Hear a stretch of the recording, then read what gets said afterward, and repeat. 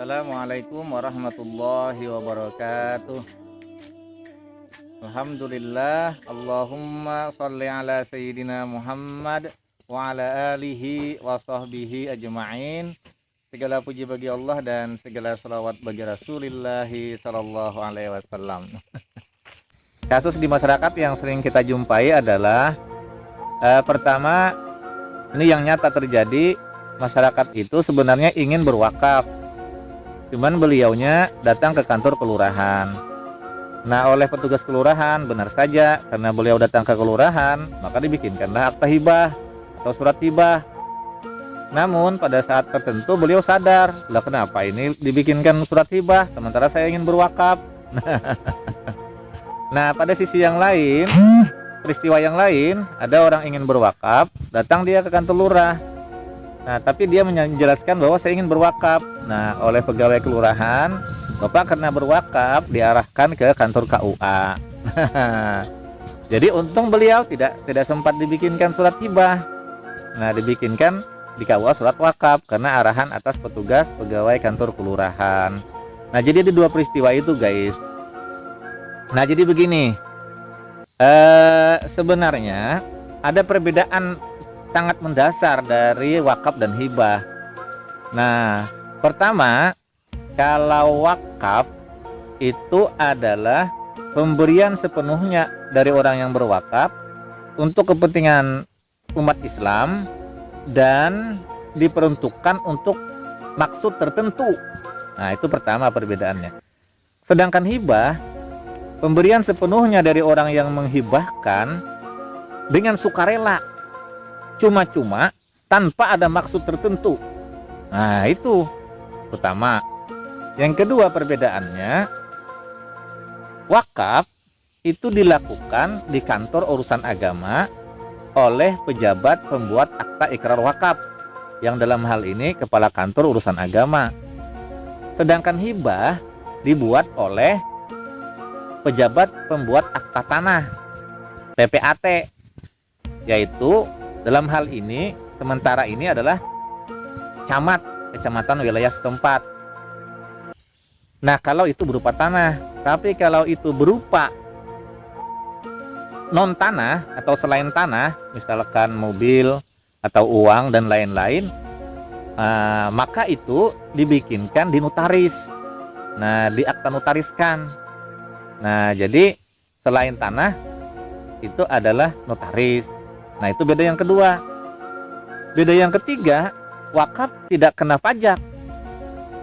Nah, si penerima wakaf tidak kena pajak apapun. Nah, sementara hibah, itu penerima hibah itu kena pajak, kecuali hibah itu dari ayah atau dari orang tua ke anak.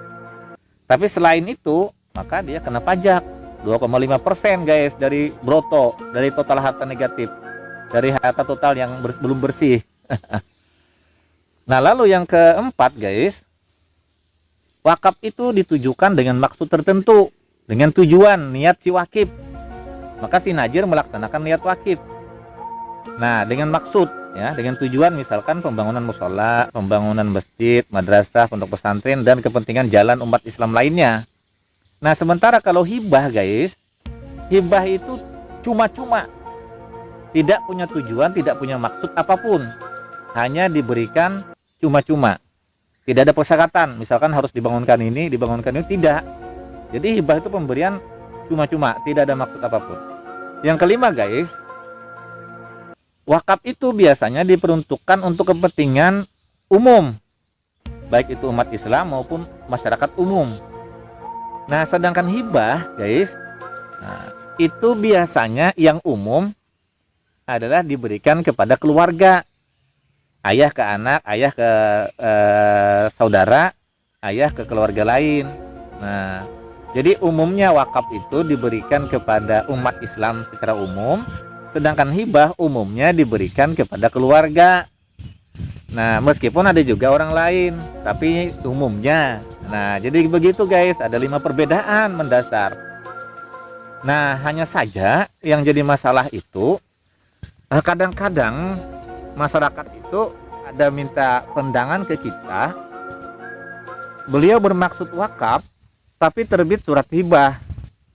Nah mungkin pikiran positif kita, beliau salah masuk guys. Nah salah masuk. Nah mungkin karena oleh pejabat kelurahan dimaknai bahwa yang dimaksudkan beliau ini hibah. Nah padahal beliau mempunyai maksud, dibangunkan musala, dibangunkan masjid, dibangunkan langgar, dibangunkan jalan dan lain-lain, panti asuhan, pondok pesantren.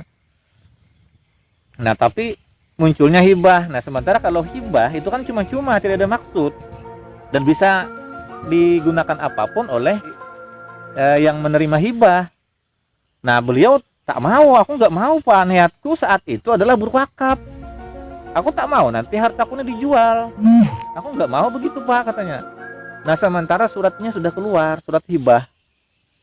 Nah untung-untungnya surat itu belum ditindaklanjuti ke Pak Camat, masih pada leveling kelurahan, yang Pak insya Allah itu masih bisa dikoordinasikan dengan bapak-bapak lurah, ibu-ibu lurah untuk diurai kembali. Mungkin ini terjadi kesalahan awal waktu menyampaikan. Nah ya betul saja pihak kelurahan mungkin memaknainya hibah. Nah karena datang ke kelurahan. Nah sementara si yang datang memaksudkan wakaf. Karena mungkin tidak tahu. Nah jadi tapi ada juga sangat bagus lah, alhamdulillah akhir-akhir ini pihak kelurahan kalau orang itu ngomongnya wakaf ya langsung diarahkan ke KUA. Nah, cuman yang dulu itu mungkin belum sosialisasikan dengan maksimal sehingga ada terjadi ketidaksinkronan itu guys. Nah jadi itu yang terjadi. Jadi sebaiknya mari kita nanti bagi yang ingin berwakaf itu arahkan ke kantor urusan agama, menghadap pejabat pembuat akta ikrar wakaf atau kepala KUA.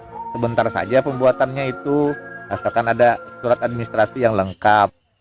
Nah kalau bagi yang hibah ya kayak tadi, menghibahkan harta untuk keluarga atau orang lain dengan tanpa tujuan apapun.